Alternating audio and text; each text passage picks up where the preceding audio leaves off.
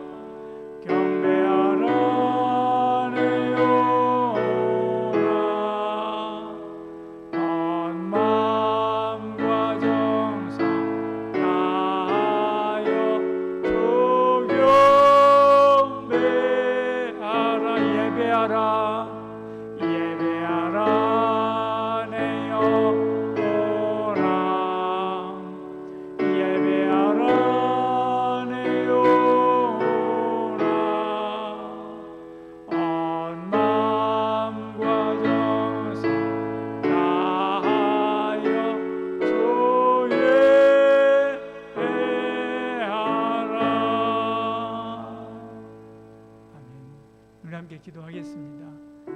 한 주간의 삶을 놓고 기도하고요. 연휴 기간 동안에 우리가 하나님 앞에 온전치 못했던 말과 행실과 삶에 대해서 회개하고 또 남은 시간도 하나님 은혜 가운데 발차고 또 평안하게 하나님의 영광 위하여 사는 저희들 되게 하여 주시옵소서. 특별히 우리 불신 가정에서 신앙생활하는 교우들 위해서 기도하겠습니다.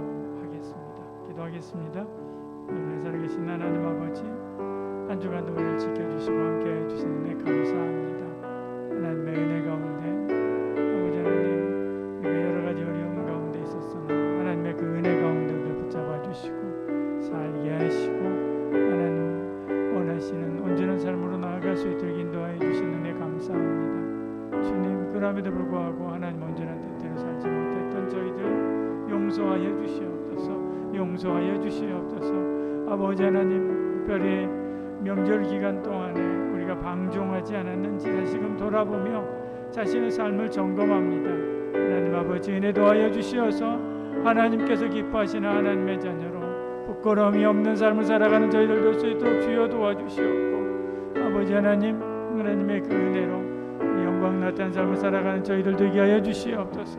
주여 아버지 하나님, 특별히 아버지 불신 가정에서 신앙생활하는 우리 교우들 한 사람 한 사람을 돌아봐 주시고 아버지 그들의 믿음을 견고케 하시며 아버지 하나님 부끄러움이 없게 하시며 정결하게 하시며 성결하게 하시며 아버지 하나님 많은 사람들에게 많은 가족들에게 친지들에게 영향을 끼칠 수 있는 단단한 믿음으로 아버지 하나님 성장할 수 있도록 은혜를 더하여 주시옵소서.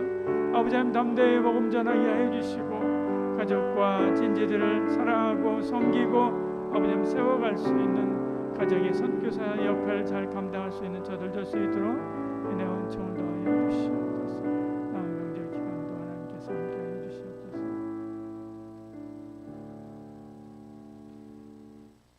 참 좋으신 하나님 아버지, 오늘도 예배의 자리로 나오도록 허락하심에 감사드립니다. 예배드리는 시간 동안 온전히 주님께 집중하고 주님만 찬양하기를 소망합니다. 예배에 들어가기에 앞서 저희들의 죄를 고백하며 나아갑니다. 주일 말씀을 듣고 한 주간 주님을 떠나지 않겠다고 다짐했지만 어느덧 세상의 유혹에 넘어가 다른 사람들과 다름없이 살아왔습니다. 주님의 말씀을 마음판에 굳게 새기고 살아가야 한다는 것을 알지만 성경 읽기를 게을리하고 바리새인들과 같이 형식에만 집중하였음을 고백합니다. 자비로우시고 긍휼하신 하나님을 의지하며 나아가오니 저희들의 죄를 깨끗게 해주시옵소서. 하나님, 즐거운 명절 기간 동안 친척들과 가족들을 만나 마음을 나누고 배불리 먹는 시간 갖도록 허락하여 주시니 감사드립니다. 주님 말씀처럼 부모님과 우도른을 공경하고 섬기며 남은 명절을 보낼 수 있도록 하시고 특별히 믿지 않는 주변 친지들에게 복음을 전하는 기회를 주시도록 삶의 모습으로 예수님이 살아계심을 증거할 수 있도록 도와주시옵소서. 한마음교회를 위하여 기도합니다. 주님께서 한마음교회를 사랑하고 계심을 믿습니다.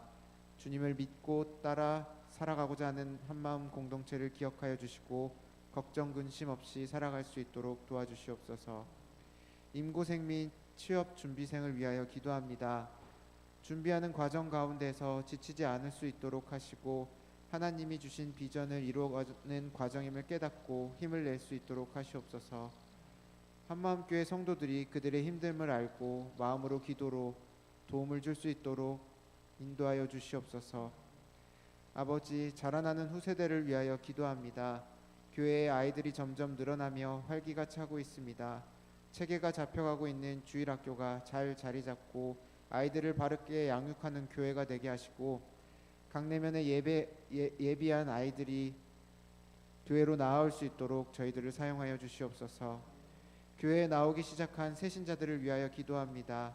새신자들이 교회에 잘 적응할 수 있도록 돕는 손길들을 준비하여 주시고 마음을 열고 함께 동역할 수 있는 공동체 안에 함께 들어와 신앙을 잘 키워가기를 소망합니다. 마지막으로 오늘 드려질 예배를 위하여 기도합니다.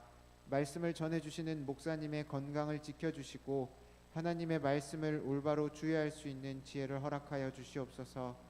예배를 준비하는 손길들이 있습니다.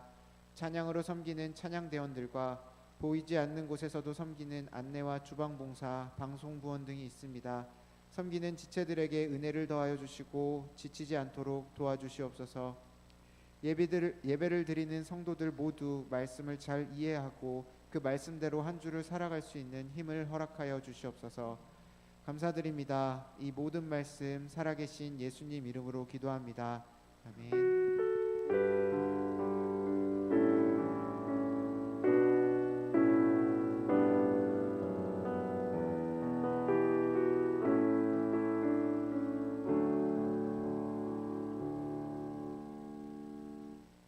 하나님 말씀 요한복음 3장 1절에서 21절까지 말씀입니다.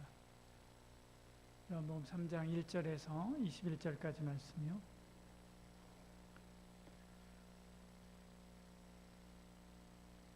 장로 원수입사 임직식 21일 토요일 날 있습니다. 오전 11시에 있습니다. 여러분들 많이 참석해 주시길 바랍니다. 축하해 주시길 바랍니다. 이날 토요일이니까요. 일정들 비워놓으시고 우리 교회 잔치가 됐으면 좋겠습니다.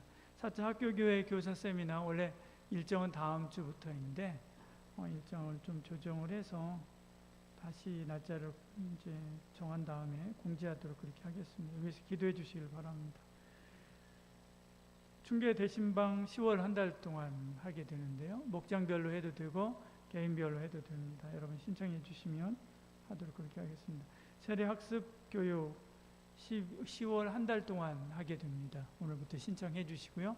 다음 주부터 교육할 수 있도록 신청된 데 분들 또 연락을 해서 이번 주에 일정을 잡고요. 다음 주부터 교육할 수 있도록 그렇게 하겠습니다.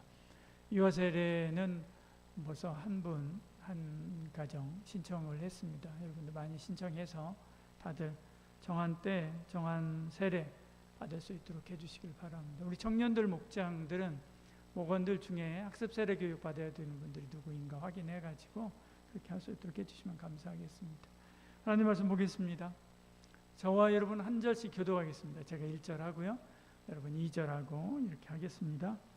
그런데 바리새인 중에 니고데모라 하는 사람이 있으니 유대인의 지도자라.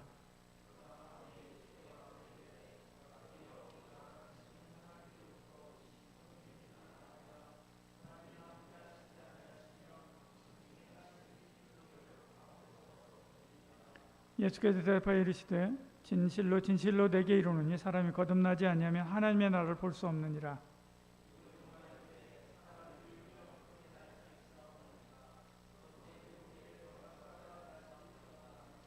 예수께서 대답하시되 진실로 진실로 내게 이르노니 사람이 물과 성령으로 나지 아니하면 하나님의 나라에 들어갈 수 없느니라.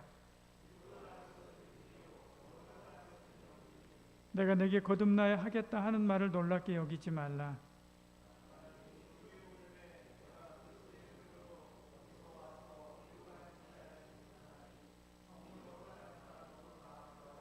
니고데모가 대답하여 이르되 어찌 그러한 일이 있을 수 있나이까.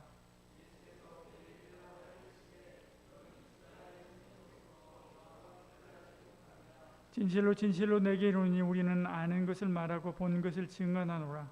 그러나 너희가 우리의 증언을 받지 아니하는도다.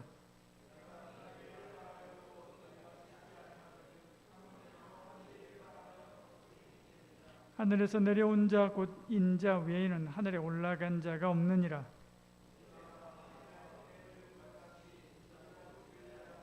이는 그를 믿는 자마다 영생을 얻게 하려 하심이니라.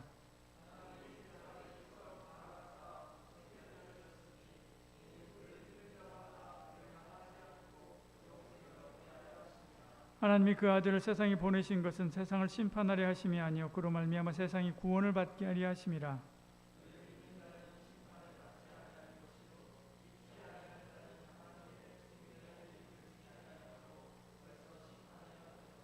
그 정죄는 이것이니 곧 빛이 세상에 왔을 때 사람들이 자기 행위가 악함으로 빛보다 어둠을 더 사랑하는 것이니라.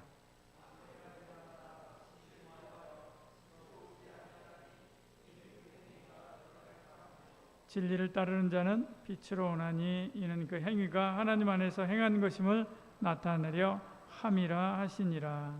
아멘. 예수님은 베들레헴에서 태어나 나사렛에서 성장하시게 됐죠.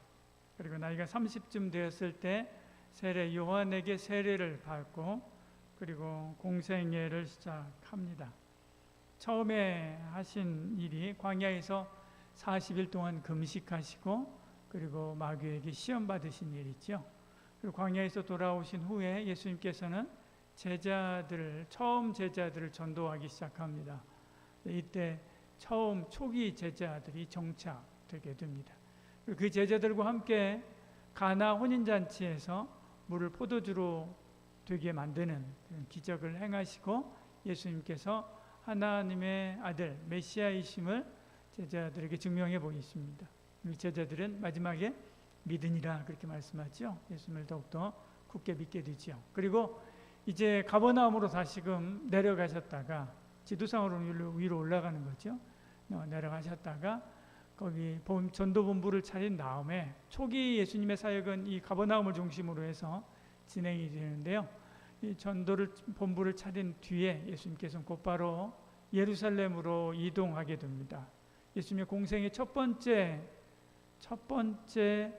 유월절이 가까웠기 때문에 그렇죠. 예수님께서 제자들과 함께 예루살렘에 도착했을 때 성전에 들어가셨는데 거기에 재물을 파는 사람들이 가득했고요. 환전장들이 소리를 지르면서 물건을 흥정하고 있었죠. 돈을 흥정하고 있었죠.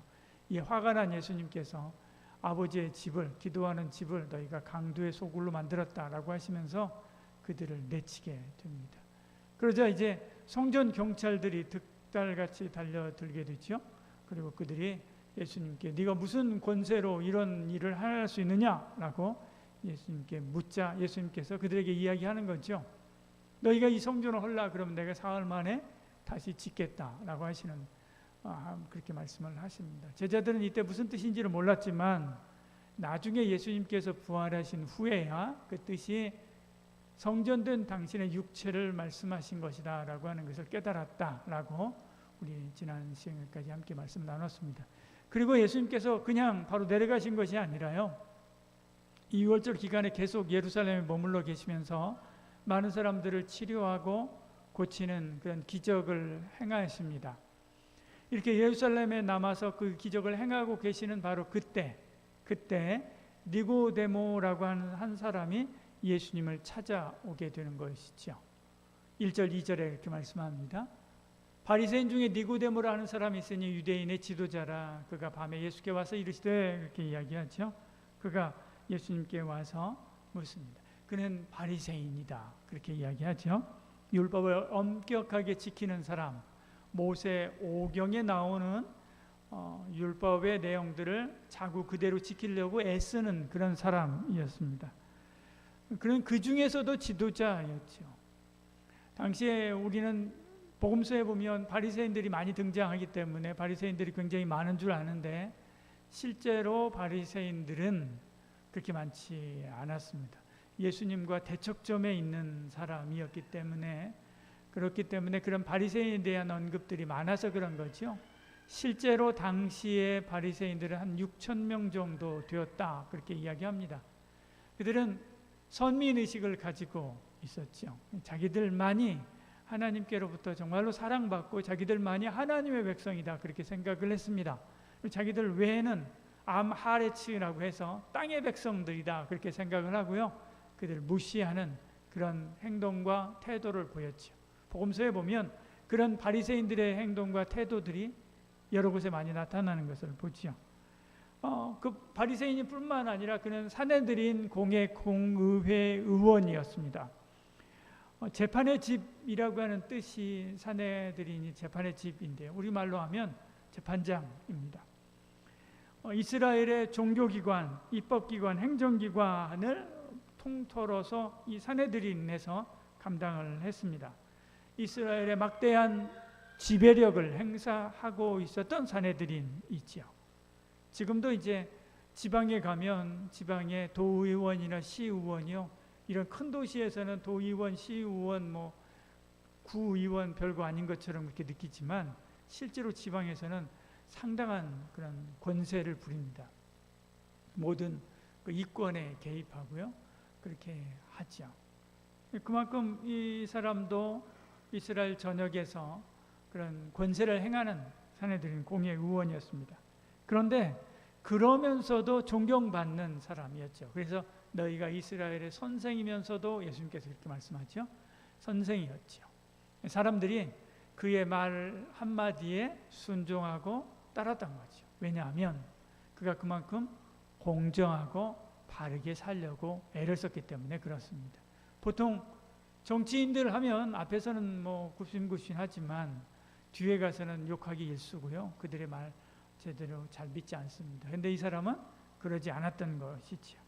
거기다가 부자였습니다.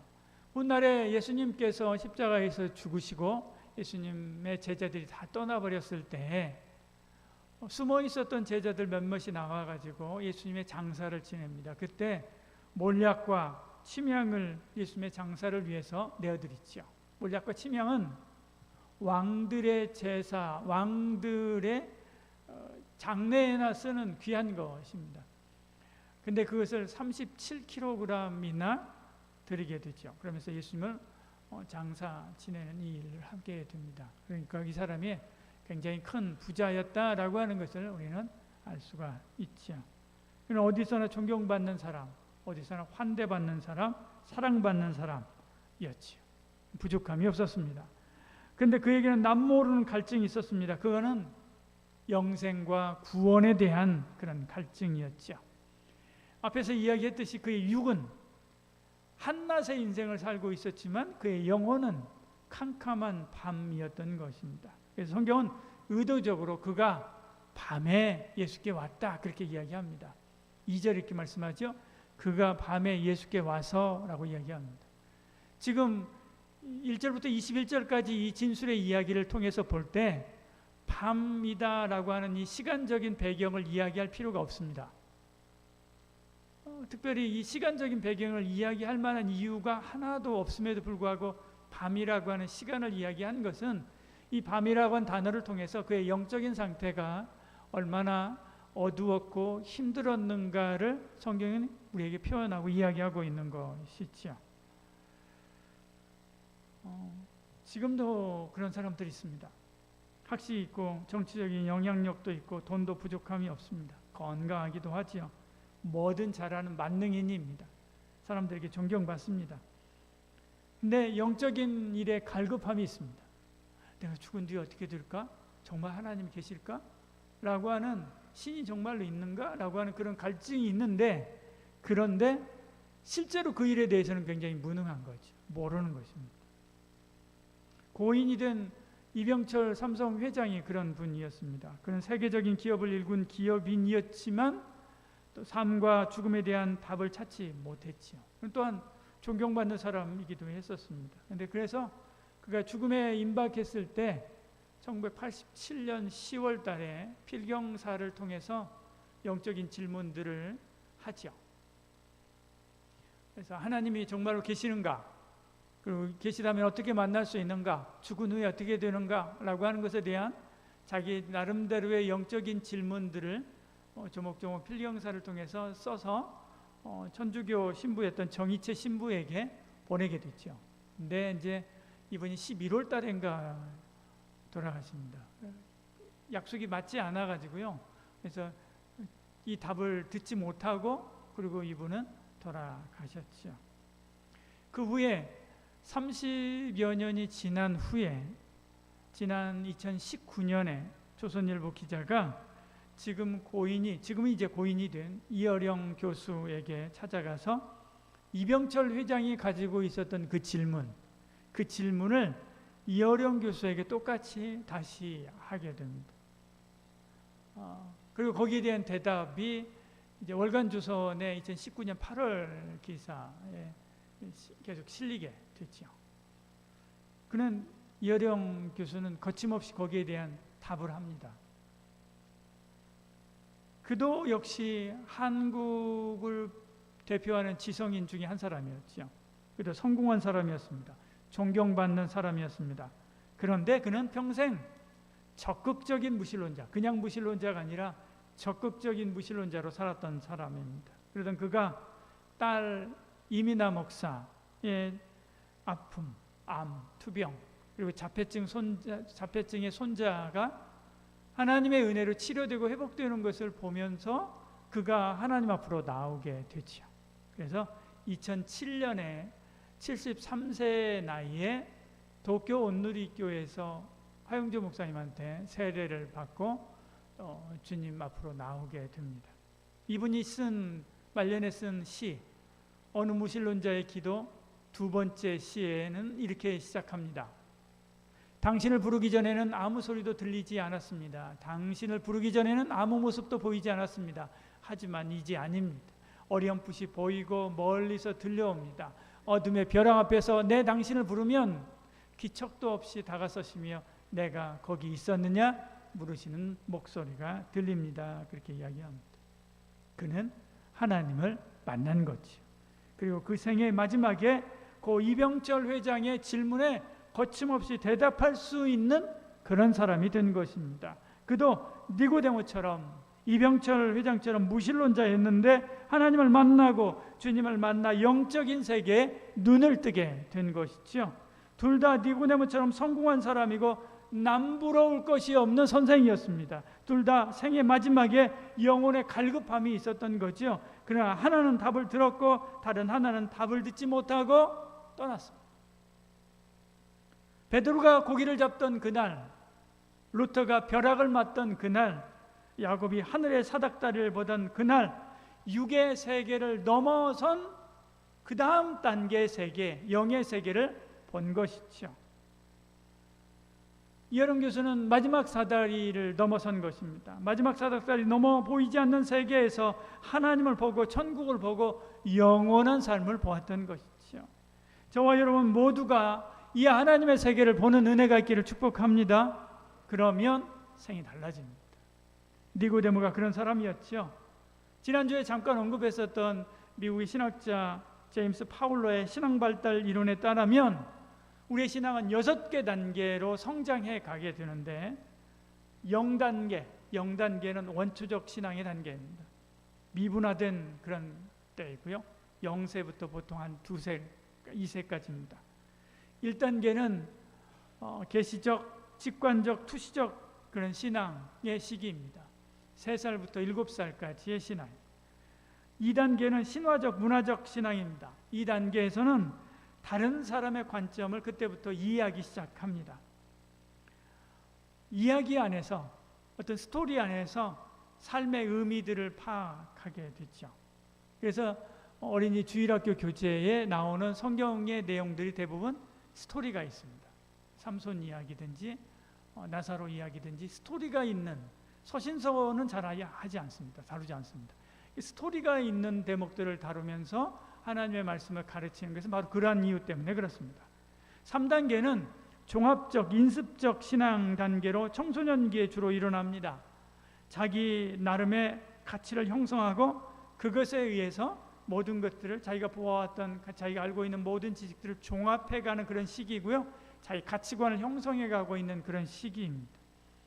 자기 세계관을 구축하는 그런 시기이기 때문에 이때 세계관 교육이 굉장히 중요합니다. 그래서 중고등학교 청소년들에게 세계관 교육 시켜야 된다, 기독교 세계관 교육 시켜야 된다라고 한 이야기를 그래서 하는 것입니다. 이 시기가 바로 그러한 시기이기 때문에 그렇습니다. 그리고 이런 자기 세계관을 구축하는 시기이기 때문에 의심도 굉장히 많습니다. 질문도 굉장히 많죠. 4단계는 귀납적, 반성적 신앙으로 지금까지 무비판적으로 형성된 가치와 신념에 대해서 묻고, 이때부터는 검사합니다. 묻고 검사하고 그리고 교정하고 바꿔가는 때입니다. 이때가 어느 때냐면 청년기입니다. 청년기. 그래서 우리 교회에서 직문직답 이런 것들을 이때 하는 거예요. 지금 그런 것들을 많이 하는 것입니다. 이게 청년기 신앙의 특징인데, 이게 꼭 나이만을 따라서 가는 것은 아니고요. 그 사람의 신앙에 따라서 이렇게 갑니다. 근데 3단계에서 4단계로 넘어가는 게 굉장히 어렵다고 합니다. 적대요. 우리나라 중고등부 우리 코로나로 이렇게 무너지기 전에 자료입니다. 전에 자료가 중고등부에서 이제 청년부로 넘어가는 퍼센테이지가 3%다라고 이야기하는 것도 봤습니다. 3%. 이 단계가 굉장히 어려운 시기입니다. 이때가 진짜 자기 신앙을 가져가는 그런 시기이기 때문에 그렇습니다. 니고데모가 지금 2단계입니다. 자기 신앙을 돌아보니까 뭔가 빠져있는 거죠. 아무리 그것을 찾아도 그것이 무엇인지 몰라서 고민하고 영적으로 방황하고 있었던 것입니다. 겉으로는 화려하고 안정되고 모든 것을 다 아는 듯한 선생이지만 그 내면은 굉장히 혼란스러웠던 것이죠. 그는 하나님을 원했지만 사람들은 하나님에 관한 이야기만 하는 것입니다. 그는 하나님에 대한 갈증을 느꼈습니다. 이병철 회장과 같은 질문을 가지고 주님 앞에 나간 것이죠. 그가 예수님을 찾아온 것은 예수님이 하나님께로부터 오신 분이라고 하는 확신이 있었기 때문에 그 예수님께로부터 하나님에 대한, 하나님을 만나고자 하는 그런 열망을 가지고 예수님께 나온 것입니다. 3장 2절에 그래서 이야기하는 것입니다. 그가 밤에, 같이 읽어볼까요? 같이 읽습니다. 그가 밤에 예수께 와서 이르되 라삐여, 우리가 당신은 하나님께로부터 오신 선생인 줄을 아나이다. 하나님이 함께 하시지 아니하시면 당신이 행하시는 이 표적을 아무도 할 수 없음이니이다. 보십시오. 여기도 표적이라고 하는 단어를 쓰지요. 표적이라고 하는 단어를 지난번에 설명했지요. 표적은 기적과 다르다고요. 표시가 되는 기적입니다. 하나님께로부터 온 사람이라고 하는 증거를 예수님이 행하시는 표적, 예루살렘 안에서 행하시던 그 표적을 통해서 본 거예요. 그리고 이분에게 가면 하나님에 대해서, 하나님을 만나고 또 천국 가는 것에 대해서 우리가 알 수 있겠구나라고 생각한 거죠. 그리고 바로 그 예수님께 찾아온 것이죠. 그런 신앙생활 한다고 하는 것이 복을 받는 것이거나 성경의 어떤 규칙을 지키는 것이거나 도덕적으로 착하게 사는 것이나 절기에 때를 맞추어 제사 드리는 것 이상이다라고 하는 것을 알았던 거예요. 나의 하나님을 만나기를 원했던 것입니다. 그래서 예수님께 찾아온 것이죠. 그는 주님이 하신 일들을 보면서 하나님이 하신 것이다라고 하는 것을 알았기 때문에 찾아온 것이죠. 여러분, 하나님을 알길 원합니까? 그렇다면 하나님을 갈망하는 은혜가 있기를 소원합니다. 예, 귀로만 듣는 하나님, 욥기에서 말씀하듯이요, 귀로만 듣는 하나님, 배운 하나님, 성경이 아니라 신앙서적에서 읽은 하나님이 아니라요, 내가 직접 만난 하나님, 나의 하나님을 만나기를 원한다면 하나님을 갈급해야 돼요. 이 사람이 그랬듯이요, 하나님을 갈급해야 돼요. 주님을 갈급하는 저와 여러분들에게 소원합니다. 인격 대 인격의 만남, 주님을 만난다고 하는 것, 하나님을 만난다고 하는 것이 인격 대 인격의 만남이 되어야 그때 비로소 4단계에서 그 다음 단계로 넘어가는 거예요. 그 단계로 넘어가는 거예요. 그때 비로소 진짜 나의 신앙을 가지게 되는 것입니다. 4단계에서 5단계 결합적 신앙으로 성숙해 갈 수 있는 것이죠. 2단계에서는 논리적인 사고나 이분법적인 그런 틀을 뛰어넘습니다. 그래서 하나님이 이때는 하나님이 물리적인 세계에 찾아오셔서 나에게 말씀하시는 그 하나님이 되는 거예요. 나의 하나님이 되는 거예요. 야곱이 돌베개를 베고 자다가 사닥다리를 통해서 열린 하늘을 보고요, 하나님과 하나님의 천사들이 오르락 내리락 하는 것을 본 거예요. 그때 그는 비로소 자기의 신앙을 가지기 시작하거든요. 어머니의 신앙, 리브가의 신앙에서 자기 신앙을 가지기 시작하는 거예요. 저와 여러분 마찬가지입니다. 자기 신앙을 가져야 돼요. 내가 예수님을 만나야 돼요. 이 물리적인 세계, 지금 똑같은 공간 안에 있지 않습니까? 이 물리적인 세계 똑같은 공간 안에 있지 않습니까? 나의 하나님을 만나는 사람은요, 똑같은 공간에 같이 앉아 있는데 거기에서 나의 하나님하고 같이 이야기하는 거예요. 나의 하나님께 예배하는 거고요, 나의 주님의 손을 붙잡는 거고요, 나의 주님의 따뜻하고 온화한 위로를 받고 힘을 받을 수 있는 것입니다. 그 나의 하나님을 만나는 거예요. 니고데모는 지금 그 전 단계에 있던 거예요. 그런 다른 바리새인들하고 똑같이 율법으로 의를 이루고 힘으로 평화를 누리고 돈으로 희락을 살려고 했었던 것입니다. 그러나 거기에는 하나님의 나라가 없었던 거죠. 오히려 압제와 고통과 눈물만 있었던 것입니다. 그가 그동안 추구하고 찾던 하나님의 나라, 이게 하나님의 나라야 라고 생각했었던 게 하나님의 나라, 그것은 가짜였던 거지. 예수님은 그런다고 해서 그 하나님 나라에 가는 것이 아니다 라고 이야기하는 것입니다. 거듭나야 하나님의 나라에 갈 수 있다 라고 이렇게 말씀하는 거죠. 3절에 거듭나지 아니하면 하나님의 나라를 볼 수 없다라고 이야기하죠. 거듭남은 머리끝부터 발끝까지 완전히 새로워지는 것을 말합니다. 영혼부터 삶까지 다시 태어나는 것을 말하죠. 주님의 말씀은 이런 것입니다. 너 안 돼. 너는 전적으로 타락하고 네 안에서 희망이라고는 눈꽃만큼도 찾아볼 수 없어. 내 마음과 생각을 개조하거나 수리하거나 복구하려고 생각도 하지 마. 너의 세포 한 점까지 다 타락하고 썩어 문드러져 죽은 거야. 니고데모는 이해하지 못했던 거지. 주님은 더 자세하게 거듭난다라고 하는 것은 바로 그런 너를 죽이는 거야. 그리고 다시 사는 거야. 예수로 다시 사는 거야 라고 이야기합니다. 3장 5절에 같이 읽어볼까요? 예수께서 대답하시되 진실로 진실로 내게 이르노니 사람이 물과 성령으로 나지 아니하면 하나님의 나라에 갈 수 없느니라. 그 일을 위해서 예수님께서 오신 것입니다. 그리고 이스라엘 백성이 광야에서 불뱀에 몰려 죽어갈 그때에 모세를 통해서 하나님께서 만들라고 한 그 구리뱀을 보고 살아났듯이 저와 여러분이 십자가에 달린 예수님을 믿음으로 바라볼 때 살아나는 역사가 있는 거죠. 하나님이 세상을 이처럼 사랑하사 독생자를 주셨으니 이는 그를 믿는 자마다 멸망하지 않고 영생을 얻게 하려 하심이니라. 전체 내용을 정리하면 이런 것입니다. 글자가 이렇게 같습니다. 물과 성령 거듭나면 하나님의 나라를 볼 수 있다. 하나님의 나라가 뭐예요? 하나님 나라에 가는 게 뭐예요? 영생이지 않습니까? 다시 다른 말로 표현하는 거예요. 영생. 영생은 뭘로요? 믿음으로 가는 거죠. 뭘 믿음으로? 예수 그리스도의 십자가, 예수님께서 날 위하여 십자가에 죽으셨다고 하는 것을 믿는 믿음으로 가는 것입니다. 니고데모는 이 주님의 말씀, 지금 쭉 설명한 구원에 대한 이 주님의 말씀을 믿었습니다. 그리고 물과 성령으로 거듭나지, 그리고 구원 받았습니다. 니고데모는 그가 받은 구원에 감격한 그는 그냥 가만히 있을 수 없었지요. 늘 그림자처럼 주님을 따르면서 주님의 사역의 뒷일을 돌보아 드립니다.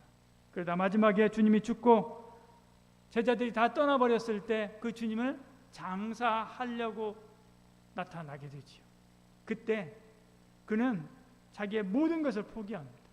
내가 예수의 제자요라고 하면서 자신을 드러내는 거지. 그리고 주님을 장례하는 것입니다. 자기가 믿었던 신앙 그대로 실천에 옮기는 거지. 자기가 믿었던 그 신앙을 실천으로 그대로 옮기는 것이 자기의 모든 것을 다 버려야 되는 위기의 순간에 자기의 믿었던 바를 실천에 옮기는 거죠. 귀한 향료를 가지고 예수님의 무덤으로 향하는 니고데모, 그에게는 신앙의 결단이 필요했던 것이죠. 파울로의 신앙 발달 이론에 따르면 처음 주님을 만났을 때 4단계에서 5단계, 그 다음에 주님의 십자가 죽음 앞에서 5단계에서 6단계로 성장합니다. 6단계는 자기가 믿은 바 그대로 사는 것을 말해요. 근데 6단계, 파울로는 이 6단계에 이런 사람들은 거의 흔치 않다. 우리 주변에 찾아보기 힘들다. 문헌에서나 본다라고 이야기합니다. 왜? 자기가 믿은 바 그대로 실천하면서 사는 사람이 많지 않기 때문에 그런 겁니다. 오늘 우리도 이처럼 분명하고 확실한 믿음, 그런 신앙을 고백하는 그런 삶을 살아야만 합니다. 분명하고 확실한 신앙 고백을 할 수 있어야 되는 거죠. 우리가 믿는 것을 입술로 고백하고 삶으로 고백해야 됩니다. 우리가 아는 것과 믿는 것을 삶으로 실천해야 되는 것이죠. 바울은 어렵다라고 이야기하지만 성경은 누구나 그렇게 살아야 된다라고 말씀합니다. 우리가 다 하나님의 아들을 믿는 것과 아는 일에 하나가 되어 온전한 사람을 이루어 그리스도의 장성한 분량이 충만한 데까지 이르리니, 이렇게 믿음이 성장해가는 저와 여러분 되기를 소원합니다. 하나님을 개인적인 나의 하나님으로 아직 영접하고 믿지 못한 이들이 있다고 한다면 하나님을, 주님을 갈망하는 은혜가 있기를 소원합니다. 그리고 나의 하나님을 만나는 은혜가 있기를 소원합니다. 그 나의 하나님을 만나면 물리적인 내가 걸어가는 그 길에 나 혼자 간다 할지라도 내가 혼자가 가는 게 아니지. 누구요? 내가 만난 그 하나님, 내가 만난 그 주님과 함께 걸어가는 그 길입니다. 그럼 외롭지 않고 지치지 않고 힘들지 아니하고 그 길을 걸어가고, 또 그러나 거기서 멈추지 아니하고요, 주님께로부터 받은 바 그 말씀 그대로 살아감으로 하나님께서 기뻐하시는 그런 믿음의 삶을 살아가는 저와 여러분, 거기까지 성장해가는 저와 여러분 되기를 축복합니다. 기도하겠습니다. 사랑이 많으신 우리 하나님, 우리에게